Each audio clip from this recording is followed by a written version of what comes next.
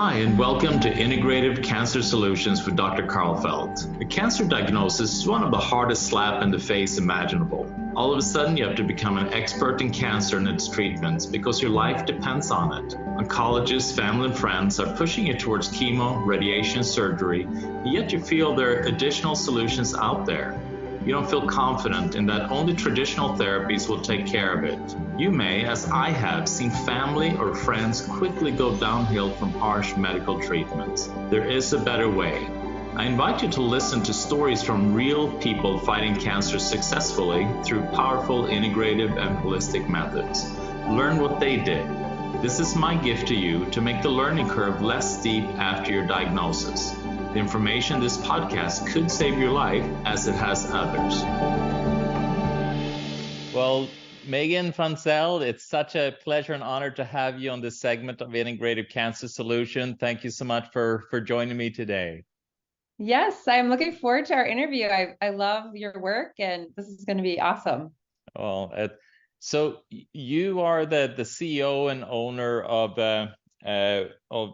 Cancer Peace University. Yes, that's correct. So tell me a little bit about that. I mean, why was that started? I mean, what kind of drove you? Because of all the things you can do in your life, why was this important to you? Yes, several reasons, but the main reason was I was a nutritional therapist working with children with autism. And at the same time, I had a friend diagnosed with breast cancer, and she walked this very challenging, terrible journey. And she was only 47, had 2 special needs children, was a single mom, had no financial resources, and the stress was beyond what anyone could surmount. And I spent a lot of time advocating for her, doing research for her. My background's in counseling, so I was just trying to help her think of the emotional roots to her diagnosis, just as a friend. And through that process, I actually attended appointments with her oncologist. She was working with a normal oncologist and an integrative oncologist. And it really was eye-opening. I did not realize the challenges that cancer patients face, the feeling like a number, feeling like you're just cattle going through this process, and then seeing the difference between an appointment with a normal oncologist and then an integrative oncologist, and seeing that there's such a disparity and a lack of integration in our culture. And I really felt like it was a justice issue. So when my friend died of liver failure after a year and a half, I felt a calling to focus on cancer instead of autism. So what is Cancer Peace University? I mean, what is that? How do people benefit from what you do? Yes, so our goal is actually to set people free from the fear of cancer. And we find that cancer patients tend to carry a lot of fear, and that fear causes them to make certain decisions or be paralyzed in decisions. And we want to help the whole person in Cancer Peace University. And we believe that cancer patients can become their own experts of their diagnosis. They can learn. We have a self-learning path that cancer patients go through to learn about what is cancer. We also believe that the body is interconnected with your soul and your spirit, and that cancer is not just a clump of cells that were a bad lottery of genetics. There's so many more layers to it. And we believe that it's important for the cancer patient to find the cohesive story of why they developed cancer on the emotional side, the energetic side, and the physical side, and to answer important questions spiritually for themselves, and to really find that peace that they can carry forward into their diagnosis and be able to integrate their care effectively.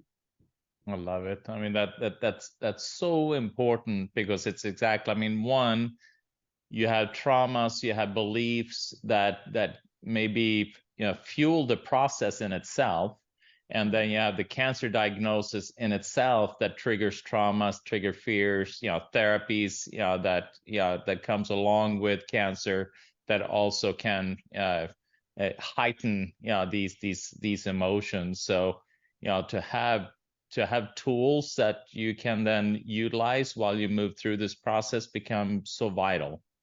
Mm-hmm. Yes, yes. And it's interesting that the average cancer patient doesn't fully comprehend the emotional roots to their diagnosis, because typically people come and they expect us to give them a diet recommendation and a list of supplements. And yet a lot of times when they start to dig deeper, they understand, wow, about what you were saying about the belief system. How is your core belief system affecting your body and your biology? Yeah, no, it's fast. And you have, so so it's a university, which means that this is where people go to learn. And so you actually have like a curriculum, that you move people through, while they're then battling, this disease. Yes. So our curriculum helps the cancer patient to connect to a systematic process of learning, of applying protocols, but also of digging deep on why they develop cancer emotionally and psychologically. And so the curriculum really helps the cancer patient find that empowerment, because a lot of times people are just doing random Google searches or randomly reading this book or that book, but they don't have a cohesive path to follow. And our curriculum we've developed, actually, it took about a decade to develop the curriculum and finally release it in its entirety. And so we're so proud of the systematic process that the cancer patient can go through. And we're in the process of supporting integrative clinics, and being able to bring our curriculum to more people is really our passion right now. So in this curriculum, I mean, I know you mentioned a few things that are really important for people to address and look at, but can you kind of walk me through what that journey looks like, and the things that are important for a cancer patient to really address and consider and work through? Yes, totally. So a lot of times what can happen if the cancer patient doesn't have the knowledge of why they develop cancer, then they can end up having a hard time implementing protocols or understanding why they're doing protocols. And that's 30%. The placebo effect, 30%, is the belief factor. If you don't have a belief factor in what you're doing or why you're doing it, then you're going to forget to take your supplements. You're going to not prioritize the things that you need to prioritize. So we really take the cancer patient through a journey of even exploring cancer breakthroughs that are not well known. The work of Dr. Otto Warburg is one of our videos on mitochondrial disease and cancer. We highlight thyroid disorders and cancer, and we look at the core belief therapy in cancer as our emotional roots paradigm. It's looking at really neuroplasticity and the subconscious mind and how it's formed from womb to 7. You're building your belief system. And most people don't realize that we actually are needing, on a psychological level, to challenge maladaptive core beliefs in the subconscious mind and redesign and rewire our subconscious mind so that we can move forward with an accurate picture of reality that can actually fuel an energetic process that is really powerful. And so we teach cancer patients about quantum healing, because we believe that if you understand the quantum universe that we live in, that you can shift energetically internally. The challenge, even with energetic healing, is people will go get acupuncture randomly or go get a massage or soak in the sun, but they don't understand what it really means to really jumpstart a dead battery and shift your frequencies. And so our quantum healing module in our videos is a really cornerstone to our program. And so we go through all of these core foundational understandings to build the knowledge of the cancer patient. And we really believe it's a revelatory process of really understanding our wiring and the body's natural propensity to find homeostasis. And that when we can remove those hindrances and connect with the amazing breakthroughs of Dr. Otto Warburg and Dr. Johanna Budwig and Candace Pert's understanding of the neuropeptides in the brain and the molecules of emotion, then we can really have a better sense of, oh, now I know how to integrate my care. I'm not just going to randomly do all these protocols and not know what it's doing, or I'm not going to be confused when I'm faced with a major treatment decision. Yeah, and that is so powerful because we are kind of stuck in our ruts, so to say, in our thinking and in our behavior and belief system, and to kind of break free from that and to and recognize the neuroplasticity that we have, and then to kind of create a space, so to say, where we always want to be away from entropy, but sometimes entropy is good, where you kind of free yourself from your patterns, Yes. and then in order to be able to then to settle into new ones that are more beneficial for a better outcome, and for where there's a happy ending, and where we're accepted, where we're loved, and we're accepting ourselves, and so forth. Yes, I totally agree. And I think cancer can be that perfect storm that allows people to look at their patterns and completely disrupt the patterns that have really developed out of apathy or frustration, or out of just being in autopilot, but not really enjoying your life or living your unique calling. And we do talk about purpose, and in my book I talk about embracing your eccentricity, and how it's so important that we really find out who we are, and that we're passionate about what we do, because it impacts your biology.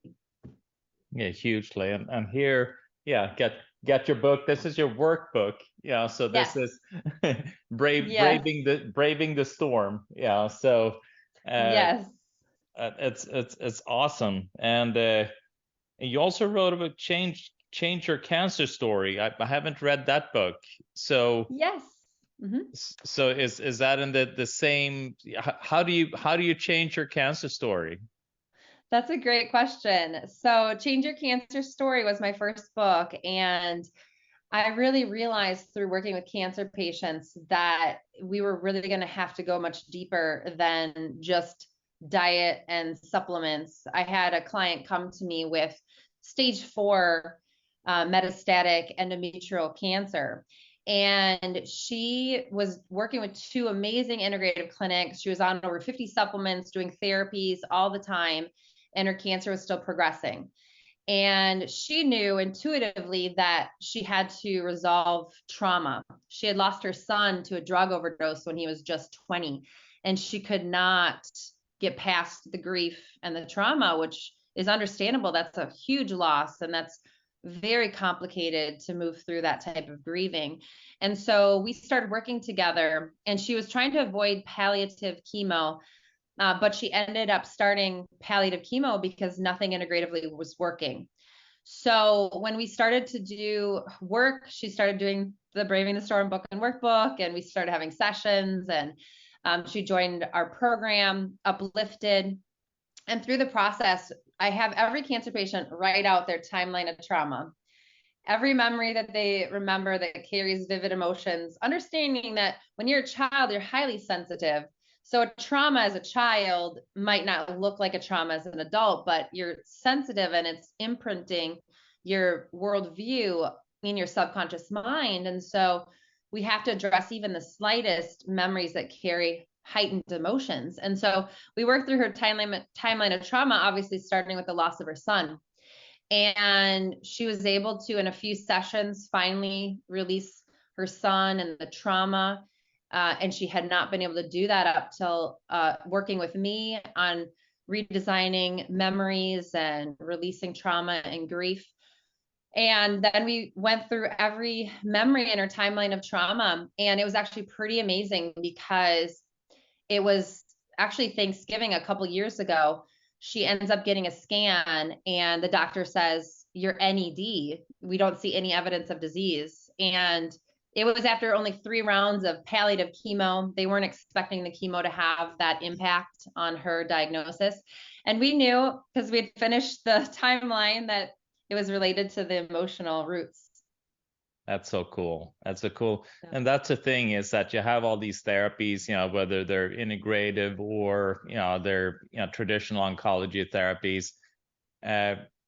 If we don't deal with the underlying factors, like the traumas and belief systems, it's kind of like they don't work as well. And Yes. even if you're able to shrink things, the body still then revert back to the old unresolved patterns that haven't been addressed, and then things come back, because yes. The cancer is there for a reason.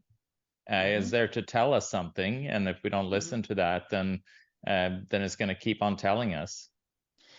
That's a good perspective, a good way of looking at it. And I totally agree with you. It's all about synergizing your approach and allowing the physical protocols to have synergy with the deeper work you're doing. And really, most cancer patients do need to be on a lot of supplements and doing a lot of IVs, doing a lot of therapies.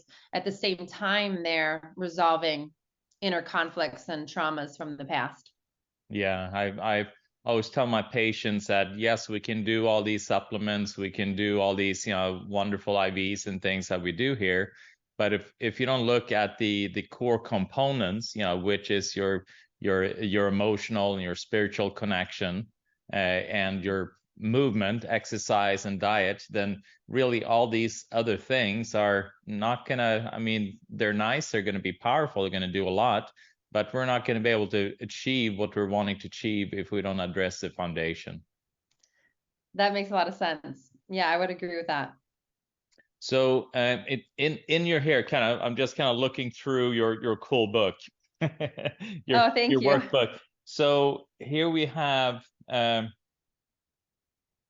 like the epigenetic healing, that's a big deal, because a lot of people are talking about, is cancer a genetic, lottery ticket that you're just unfortunate with, or, are there other reasons for it? And then epigenetic obviously is talking about something differently, still the genetics, but you can then impact the genes, through other means. So in your way, what is epigenetic healing? What does it look like from your side, what you do?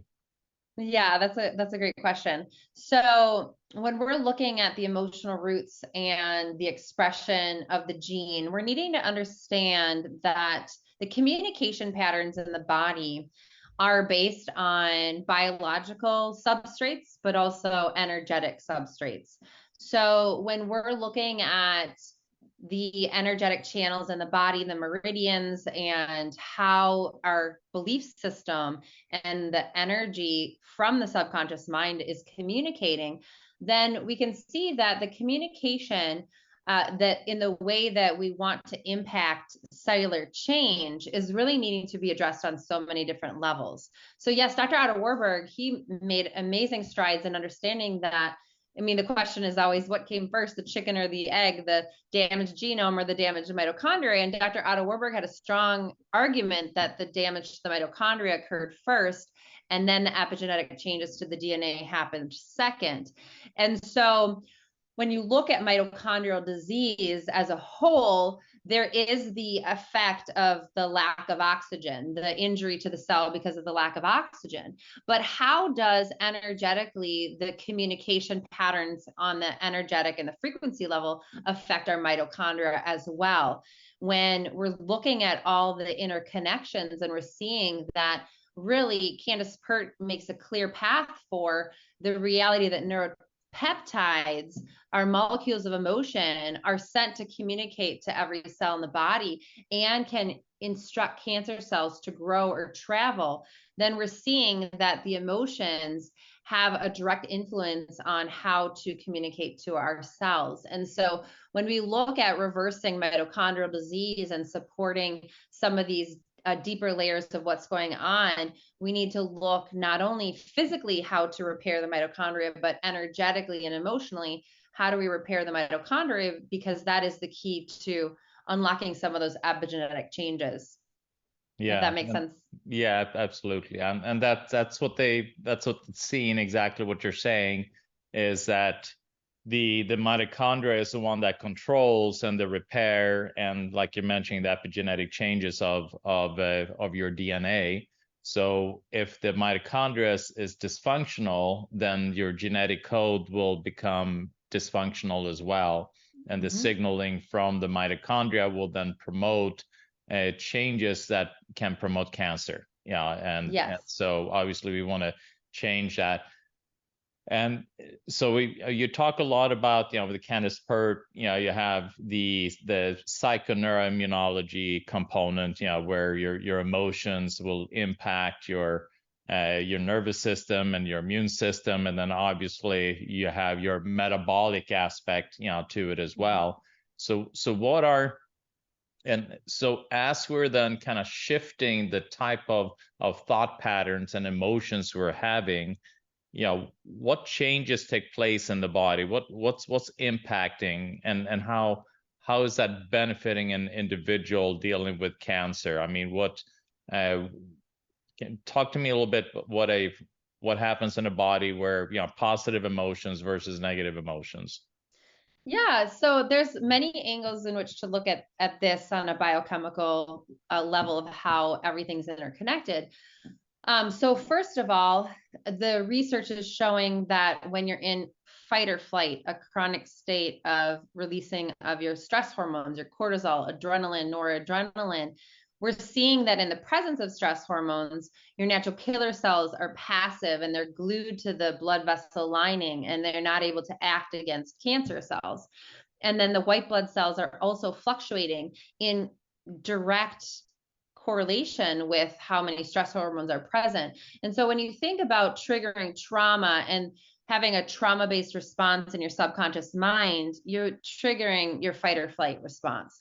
And people aren't aware consciously of when they're being triggered by trauma, because we're going into these emotional storms, blaming, and we're not really able to connect with our left brain or our logical. We're in right brain mode. And so digging deeper becomes really important to look at how we're affecting the immune system. And Dr. Hammer talks about it as well in German New Medicine. He talks about how before a cancer diagnosis, there's an inner conflict that causes someone to have disrupted sleep. And when we have disrupted sleep, we have lower amounts of melatonin, which then will deplete interleukin-1 and interleukin-2, which will then deplete our white blood cells, and our immune system now becomes suppressed because now we have interrupted sleep cycles based on trauma and an inability to process Dr. Hammer called it a conflict shock. And so I usually can have cancer patients point back to when they started to have disrupted sleep because of not able to process a trauma or something that happened in their life. And then we're working on the physical side to obviously support that pathway of producing enough melatonin. But then we really need to get to the trauma root and start redesigning memories. We need to start building that timeline of trauma, and being able to help release those toxic cancer emotions become paramount so that your body can shift out of fight or flight mode to parasympathetic rest and recover mode.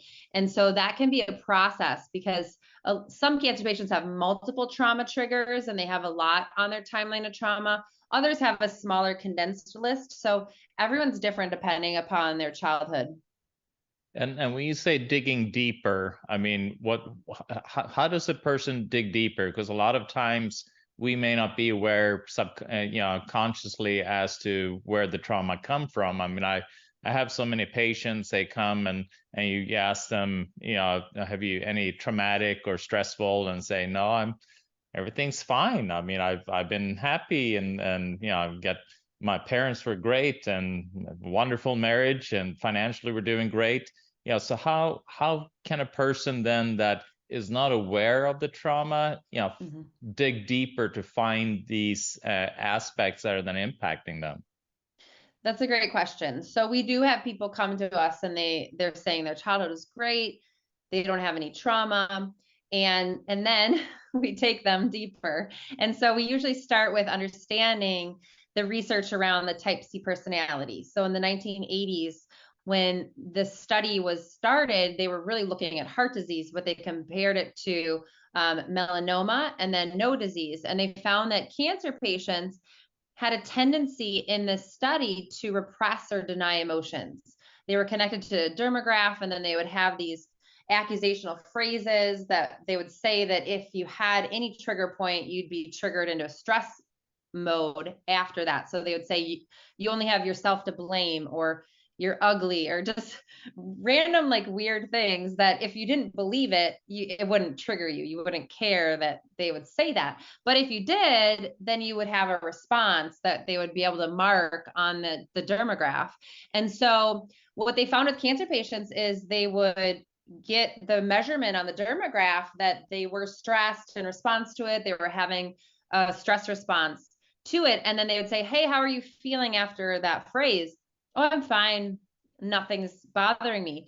And so they found this weird phenomenon that cancer patients had somehow developed a tendency to repress or deny emotions.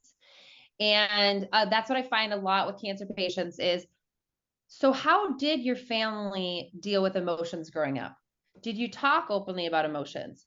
Or was it just dad was angry and then exploded and then nothing else, and no resolution, no talking? You know, everyone's emotions are squashed. A lot of people grow up and maybe they grew up in a family and it's boys don't cry. So if you cry, we're cutting you off. So things like that, we really have to look at those patterns of how did you learn how to emote and where is your emotional intelligence? We might have to start with building your emotional intelligence.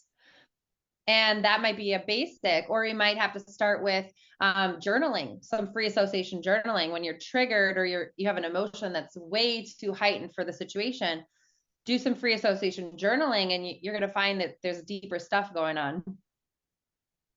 And yeah, and it is fascinating how that is. And you don't even think about those components where you have these phrases and how that impacts you, and like boys don't cry, and then suck it up, and put on your big pants, big girl pants, or things like that, and it just becomes part of who you are, and you just think that that's natural and normal, and that becomes kind of like a block for you then to process the event that took place, because you should just suck it up and deal with it.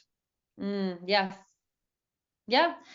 And that's what I've found with some of my clients. And it's interesting when cancer patients are able to identify the pattern or the theme emotionally of why they develop cancer. I've had that happen several times, but one of my clients, she didn't realize she had a habit of an internal processing habit of taking offense. And she realized through our conversations and through the work in the book and workbook, I talk about offense. And she realized that she, in these major moments, she would get offended and she would not try to understand. She would not ask questions or get the input of why someone did what they did. And she would cut people off and she would just be done. And she's like, I didn't know that I was getting offended at everyone. And so she had to actually break that down for herself and start learning to ask questions, don't assume, and it actually makes a big difference. And for her, it really impacted her own journey. She had stage 4 metastatic lung cancer. It metastasized to her spine. And she was on targeted gene therapy that was experimental, and we went through the emotional roots. She was on some physical protocols, and then basically once she started working through the offense, at 6 months they saw the bones were starting to heal and the lung was just showing scar tissue, and then at 9 months she was also found to be NED. That's so cool. Do you have one more cool story of somebody that really kind of sticks out for you? Yeah, I have a couple. I'm trying to think who I should share about. Well, I had a client who, she had multiple myeloma, and she was also on palliative chemo. And it's challenging because for her, she actually didn't know she was on palliative chemo. So I had her ask her oncologist, am I on a curative path of chemo or palliative? And when she found out she was on palliative, she was horrified, and she ended up having conversations with her oncologist and eventually declined chemo because she kept ending up in the hospital and her body couldn't withstand the chemo. And so we started this journey on the emotional root side. And She really got to the point where she realized that I was always waiting for the other shoe to drop. That was the way she said it. She's always waiting for the next bad thing to happen. And she had these really intense memories with her father, but there's actually one memory that was super significant for her.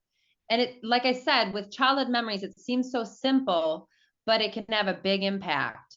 So she was like 5 or so, and she remembers sitting on her dad's lap, and she was going through a magazine. It was probably for like Christmas presents or something. And she was like, I want this one, this one, this one, this one. And she was just being silly. She was just, trying to be funny. And her dad got so mad. He was triggered about something, but he got so mad. And he said, we're not getting any of them. And he threw the magazine down and pushed her off his lap. And it just crushed her. And she always remembered that memory as basically like how she felt in her relationship with her father. And so we really had to work on the guilt, the shame she had carried. And she realized that she was under a lot of condemnation, feeling like she was never going to measure up to her ideal sense of self, and feeling like she was doomed, basically. And so we worked through it, and she was able to really receive grace for herself in this profound moment. And for the first time, her light chain numbers went down in the normal range a couple weeks after we worked on that significant memory for her. How cool. How cool. Yeah, I mean, and that just speaks volume how the immune system and how the body just responds to the emotional programming that we have. I mean, it's yes. You just can't separate the two, body and mind and spirit. I mean, you can't. It's all one. You can't put them in different boxes. They are interacting continually, and that's like you're talking about the quantum healing, quantum effect. Quantum emotion. I mean, they're all working together. Mm-hmm. Yes, cool. Most definitely. And some of it's just knowledge as cancer patients learn that these are important aspects. It's things that we tend to not learn in school or everyday life, the things that are important to understanding health. And when you learn, then you can apply that knowledge and really understand how to take those steps. And I would assume, I mean, here we're talking about cancer patients, but knowing that, for an individual, one of the two at some point is going to get diagnosed. So if you can get a jump start and work on this ahead of time, I mean, how much better would that be, right? Yes. I've had people do my book and workbook just because they're like, I have trauma, I want to deal with it now. I love it. So how can people then get a hold of you? I mean, obviously it'd be good to get your book, but yes. Also your program. And for everyone out here braving the storm, this is the workbook, but there's an awesome book that goes along with it. So how can people get a hold of you to enroll into your university? What does all of that look like? Yeah, so our website is www.cancerpeaceuniversity.com. They can also email me at cancerpeaceuniversity@gmail.com. We just have a process of getting to know a cancer patient and sharing about our uplifted program and seeing if it's the right fit. But other people do tend to do the book and workbook, Braving the Storm. We also have a workshop, but I can also send you a couple links that you can add at the end of the podcast or however you release the information, and you can send the links that way as well. That'd be great. Well, it's been such a pleasure having you here, Megan, and you're doing such amazing and important work. So thank you so much for all of that. Yes, and thank you for the work you're doing at the Karlfeldt Center, and we're just excited to be able to collaborate and support each other's work. It's awesome to do that. Thank you. The information in this podcast is for educational purposes only and is not designed to diagnose or treat any disease. If you'd like to know more about what my center offers, please visit thekarlfeldtcenter.com.